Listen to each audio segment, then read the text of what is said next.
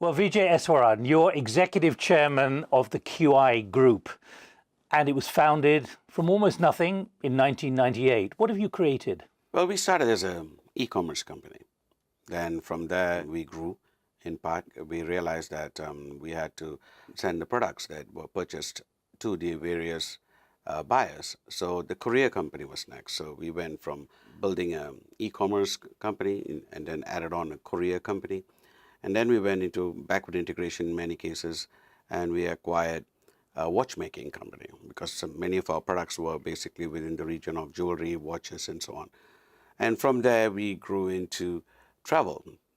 Travel was a very important extension of the business, and we built a very strong travel base. And from there, we realized at one point that we were acquiring so many hotel rooms that we needed to get hotels. So today we have close to 2 dozen hotels scattered across the Indian Ocean area and Southeast Asia. So, and they form part of a growing chain. The next development was the university. We built Quest International University, which today has about 1,800 students. It led us automatically towards the development of the next industry, which was actually development and construction. QI City is being built today on a 30-acre lot, just 2.5 hours from Kuala Lumpur. It's a mixed development, which has a full hospital, condominiums, mall, all of this. And so we have grown from just being an e-commerce company into all of these various facets over the years. And in addition to which, we have 42 offices in 30 countries across the world. We are present in over 120 countries via e-commerce. So that's us in a nutshell. It's moving so fast in ways which probably even you weren't imagining a few years ago. But what are the big challenges? You basically were thinking of survival. It was just a question of getting through the day, as it were. Financial survival. Exactly. It was a tough business, and it was an arduous journey. And what were you doing then? What were you selling? Well, we started off with a dream, a vision that we believed in, that, you see, uniquely enough, the internet bubble burst around that period, 97, 98. And people were actually fleeing the industry, particularly in Hong Kong, where we started. So it was a good time for us to actually recruit our technical staff, and we basically started at that point. Did you have a clarity of how that would be achievable? In terms of the broad strokes, yes. But as we found out as we went along, there were potholes and pitfalls at every turn. So as we started becoming a global business, different challenges appeared in different jurisdictions. What are the big challenges you're now facing?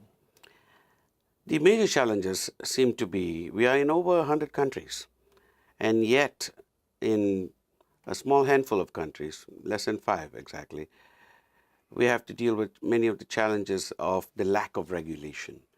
Regulation, or the lack thereof, is our biggest problem. In the regulated markets, we thrive. In the markets that have little or no regulation, we are viewed with suspicion, we are viewed with cynicism.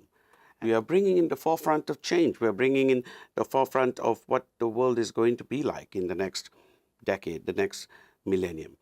And this is not something that the regulators or the governments or the bureaucracy want to see.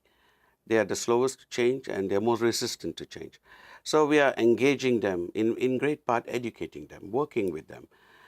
And it's a challenge that the entire industry faces, not just us alone. And it's one that we intend to cope with, deal, and prevail. What is it that made it work for you? Well, I don't think it was a singular effort. Clearly, there was a driving force in me and within me that was pertinent to the whole journey, but it was a team effort. There was always a team with me, and a team that started with me, a team that I built and enforced and kept going. And that's the team that brought us to today. Were you always able to pay the bills? Not really. The first few years were hard, extremely hard, if I may be honest. As a matter of fact, there were many a time we had to turn back to our own staff and ask of them something that I feel even today very guilty about, which is that we could not pay the salaries.